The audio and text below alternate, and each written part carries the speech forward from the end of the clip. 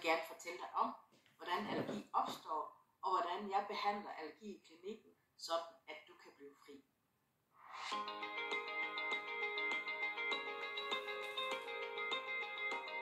Velkommen til foredraget i aften, som hedder Slip af med allergi og fordøjelsesproblemer uden brug af medicin. Aftens program hedder lidt om Gittes allergi, zone og hypnoseklinik, og der kommer lidt om Ole Larsen. Det er ham, der har opfundet metoden. Så er der noget, der hedder, hvad er allergi? Det skal jeg nok gøre klogere på. De 2 hovedårsager til allergi. Så er der et punkt, slip af med allergi. Hvad skal der til? Et typisk behandlingsforløb. Så det er nede ved mig. Der har jeg klinik inde i huset der. Det er Spangs Motorvej 14 i Broballe. Og I kan se telefonnummer, og I kan også se min mailadresse. Det er et billede inden fra klinikken, hvor det første rum ude foran, det er, hvor jeg tester. Og så kan I se inde bagved, det er selve behandlerrummet. Det er der, hvor miraklerne sker. Ude i forlokalet, der har jeg et stort fjernsyn hængende på væggen. Der holder jeg også foredrag før corona i hvert fald. Det kan være, det bliver sådan igen, men lige nu, der foregår det online.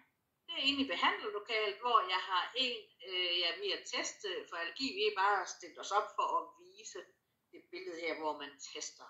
Billedet her, hvor jeg har fundet, det er så ned fra Danfoss, der har jeg ikke lokale mere, det havde jeg førhen.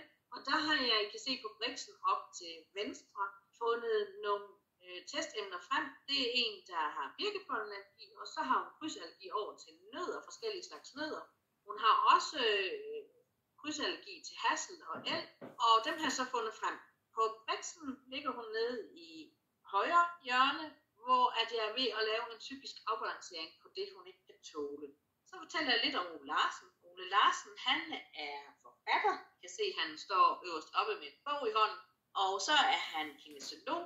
Han er biolog. Han har opfundet den her metode her. Han var også skoleleder på en ungdomsskole. I den forbindelse var han uheldig at få en diskusprolaps. Han blev opereret, blev faktisk lam fra bækkenet dernede efter, og fik at vide ved lægerne, at det måtte han nok affinde sig med at komme til at sidde i kørestol resten af sine dage. Men det affinder sådan en mand sig ikke med.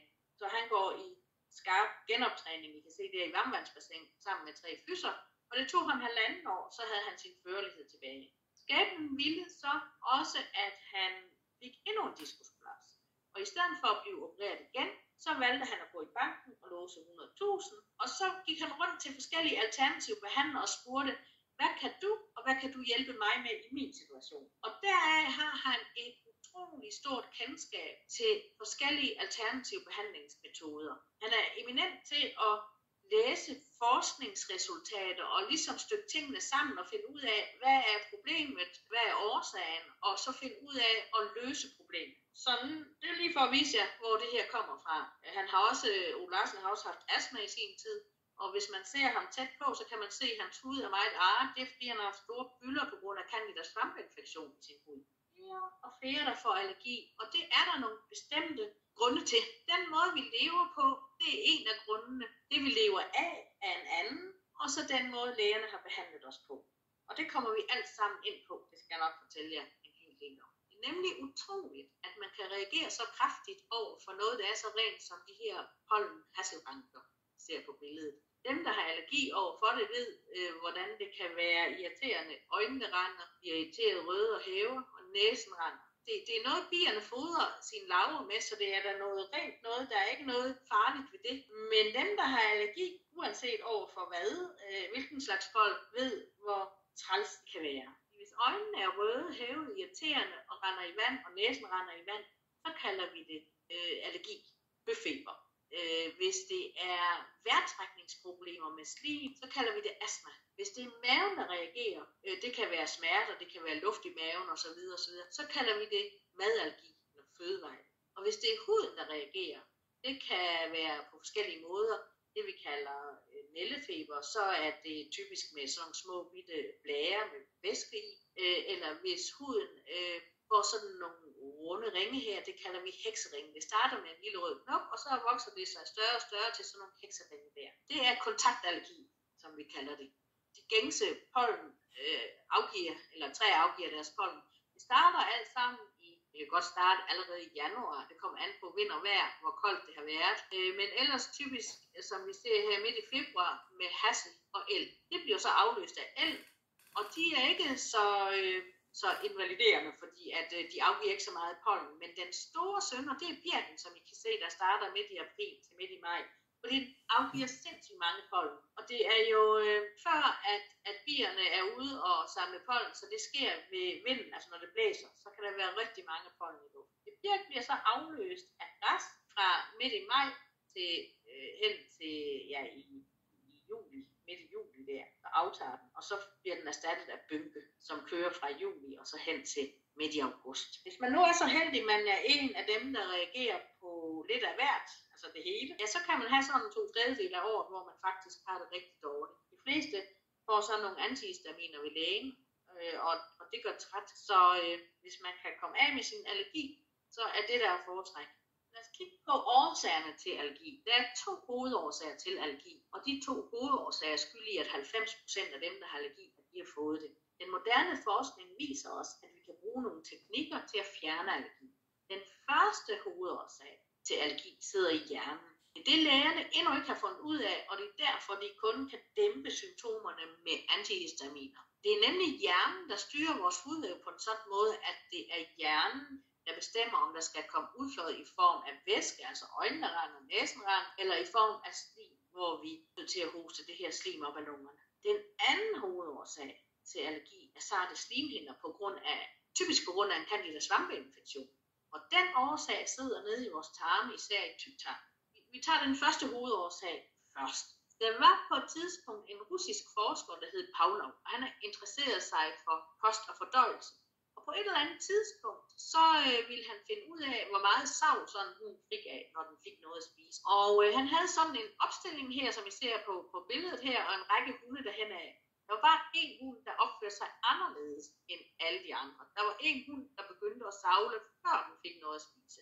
Og i stedet for at kassere den her hund og sige, at du er ikke til forsøget, så begyndte han faktisk at interessere sig for den her hund. Og det viste sig så bare, at hunden havde en bedre hørelse end alle de andre. Så når dyrepasseren gik om bagved og rækkede madskål til, det kunne hunden så høre, og så vidste den, at om det kommer der noget at spise. Det var jo de her signaler, der kom ind gennem høresansen, som gik op til hjernen og satte processen i gang med, at den begyndte at savle. Ligeledes prøvede han med en klokke, han ringede sådan umiddelbart før hunden fik noget at spise, og det gjorde han en rum tid, og så var det aldrig længe, så begyndte hunden at savle, bare han ringede med klokken uden, at der blev serveret mad. Han havde sådan set lavet det, der hedder en psykosomatisk lidelse ved hunden, det vi kalder en betinget refleks. Og det vi påstår, det er, at astma-allergi har en betinget refleks. Det Pavlov, han prøvede også at bruge andre sanser, sådan som synsansen. Han begyndte at vise hunden en hvid plade, før den fik noget at spise. Og når han havde gjort det en rum tid, så behøvede han bare at vise hunden den hvide plade, så begyndte den at savle. Ligeledes prøvede han følesansen. Ind under huden, der er der en masse sanseceller. Og han begyndte at stikke den med en nål umiddelbart, før den fik noget at spise. Og det var på samme måde ikke ret lang tid. Hvis han stak den med nålen, så begyndte den at savle uden at få serveret mad. Igen var der skabt den her betingede refleks. Lad os se på, hvordan allergier og fobier opstår. Der var på et tidspunkt en mand, som ringede og sagde, at det er ganske forfærdeligt. Han kunne ikke komme ud for en dør, fordi at nu var der græspollensæson, og han kunne snart ikke få vejr, når han kom ud.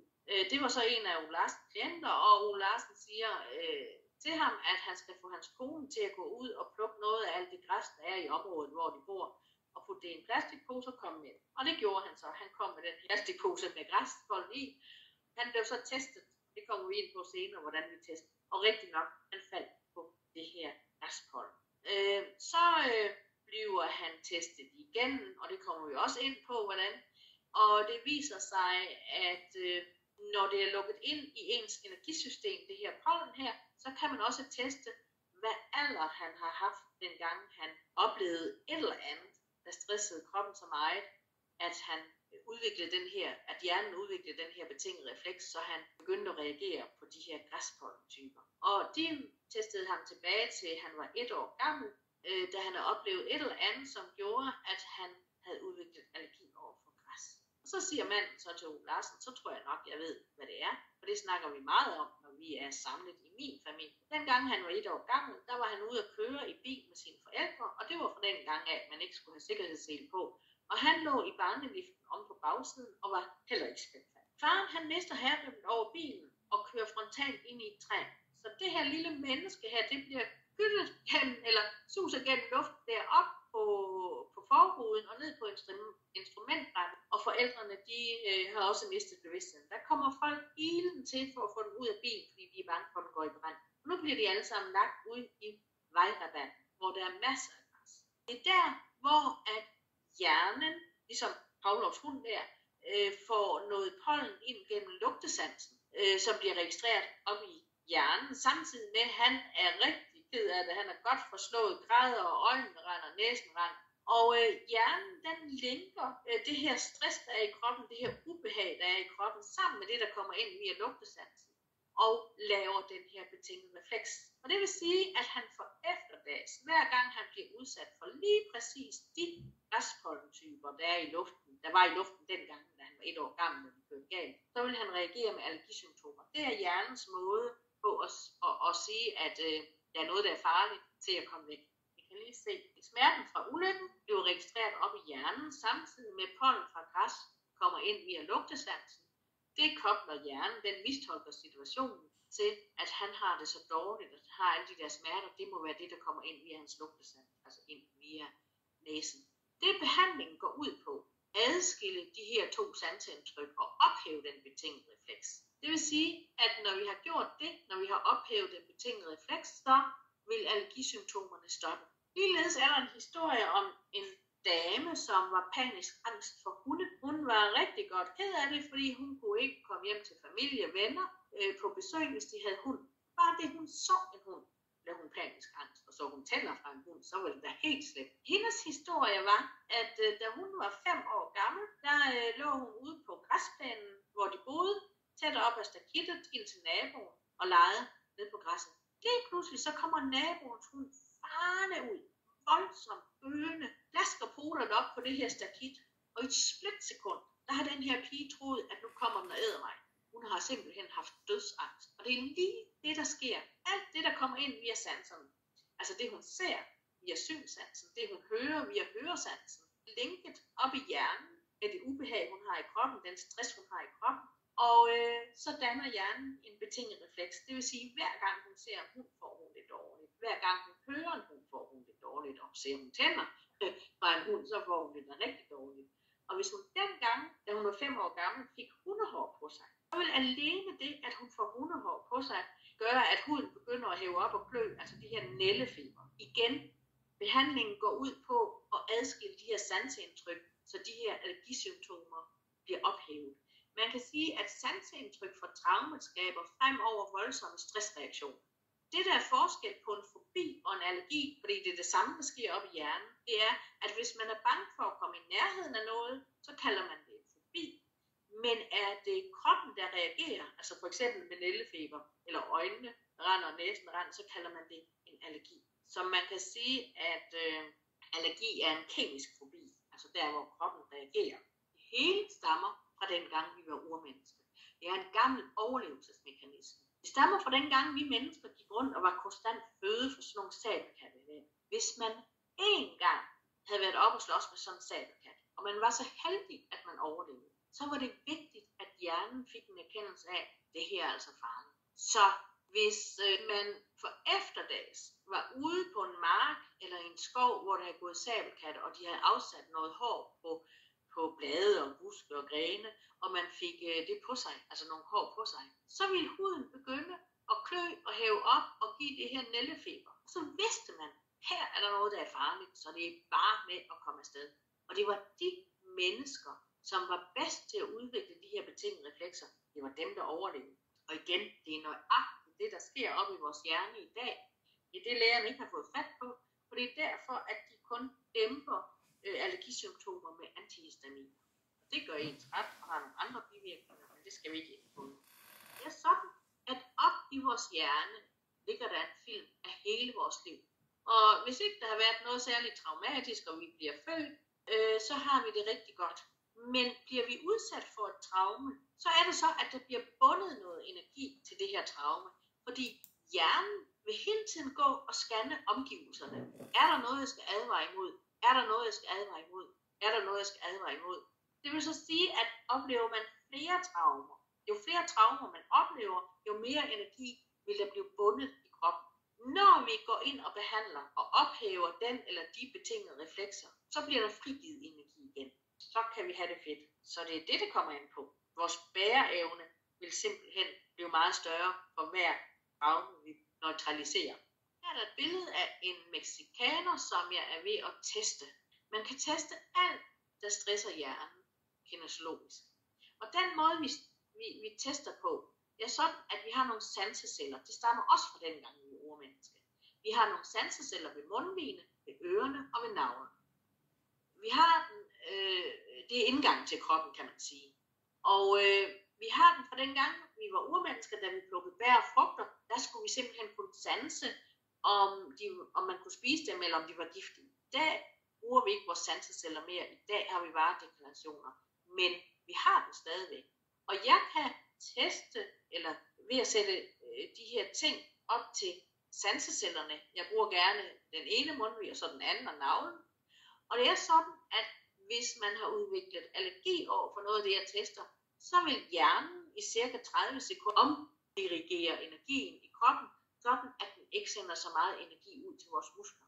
Det jeg bruger typisk armmusklen her. Jeg beder folk om at tage den ene arm ud til siden, som I ser på billedet, og så skal de bruge så lidt kraft som overhovedet muligt, sådan at de lige kan holde armen op, når jeg trykker ned. De låser simpelthen op i skulderledet. Og hvis jeg så sætter noget op, som de har udviklet en allergi overfor, så vil armen gå ned, fordi hjernen ikke sender så meget energi ud til musklerne. Sådan kan man teste alt muligt. Både allergener, men også udsagn for den sags skyld. De mennesker, som har en masse stress, der kan vi simpelthen finde ud af, hvad det er, der stresser dem ved at stille en masse spørgsmål. Så det er sådan, at når vi behandler allergier, så skal folk være på REM-stadiet. Det er der, hvor hjernebølgerne ændrer sig fra beta-bølger, som er højfrekvensbølger, til alfa-bølger, som er lavfrekvens. Vi er på alfa-bølger, når vi er i den afslappede tilstand, når vi er i drømmeverdenen på REM-søvn. Det er der, hvor vores psykiske sans, vores sjette sans gør sig gældende. Beta-bølger, det er vi, når vi er i den vågne tilstand, i den fysiske verden. Og det er der, hvor fysiske sanser som syn, hørelse, smag, lugt og følesansen gør sig. Og det med, at folk skal være på REM-stadiet, det kommer man meget nemt. Det tager cirka 5 sekunder. Det er noget med at drage et lettelsessuk, lukke øjnene og kigge skråt opad under de lukkede øjenlåg. Når man gør det, så vil øjenlågene typisk begynde at vibrere og blafre en lille smule. Og det er et tegn på, at man er på REM-stadiet. Det er der, hvor man har kontakt til sin underbevidsthed. Og det er inde i underbevidstheden, at alle vores oplevelser ligger lagret. Og til alle vores oplevelser er der knyttet følelser, om det er noget, vi har reageret med glæde, kederlighed, vrede eller ej. Og det er selvfølgelig de oplevelser, vi har haft, hvor vi har reageret med kederlighed eller angst. Det er der, hvor hjernen laver den her betingede refleks. Der, hvor hjernen mistolker situationen og tænker, grunden til, at vedkommende har det så dårligt, det må da være det, der kommer ind via sanser. Og når vi har kontakt med underbevidstheden, det er der, hvor vores handlemønstre og tankemønstre bliver dannet ud fra de oplevelser, vi har haft. Så det er, når folk er på REM-stadiet, at vi har mulighed for at adskille de her betingede reflekser, ændre tankemønstre og handlemønstre. Henrik på Brixen, hvor han har det, han ikke kan tåle, det er pollen i de poser der, det har han op i sine sanseceller. Først ved den ene mundvig, så den anden, og senere hen nede på navlen. Han er på REM-stadiet. Det er der, hvor han lukker øjnene, kigger opad under de lukkede øjenlåg, og jeg holder ham op på pandepunkterne. Det er lige inden for, vi har frontallappen, der hvor vi har vores moderne, rationelle, logiske sans. Så ved at han er på REM, og jeg holder på pandepunkterne, så skaber vi forbindelse mellem underbevidsthed og bevidsthed. Og det er der, vi kan komme ind og få fat på de her traumer og adskille de her betingede reflekser. Men det er vigtigt, at det folk har udviklet allergi overfor, at det ligger op på sanseceller. Det var faktisk den ene hovedårsag til allergi. Det er den, der sidder op i hjernen. Det var så kort fortalt om den første hovedårsag til allergi. Og lad os lige tage det ultrakort. Det er, når kroppen er meget, meget stresset, for eksempel når vi oplever noget traumatisk, at hjernen mistolker situationen og linker det ubehag, vi har i kroppen, sammen med det, der kommer ind via vores sanser. Hjernen tror, det er farligt for os, siden vi har det så dårligt. Og så laver den en betinget refleks, det vil sige, at hver gang der lige præcis er det pollen i luften, eller du spiser det, eller du kommer i kontakt med de dyr, så vil hjernen prøve at advare dig, og det gør den i form af allergisymptomer. Det behandlingen går ud på, det er at adskille de her sanseindtryk.